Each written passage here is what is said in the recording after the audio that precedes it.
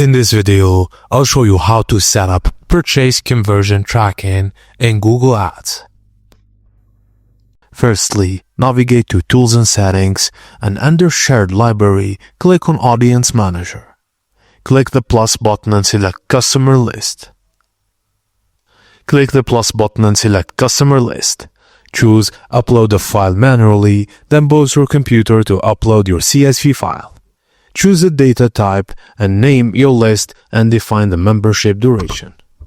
Google may take up to 24 hours to process and match your data to users.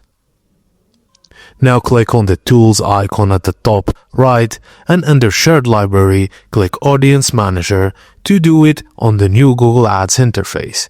Click the plus sign, then choose Customer List. Same steps as above, upload the file, select data types, name the audience, and set membership duration.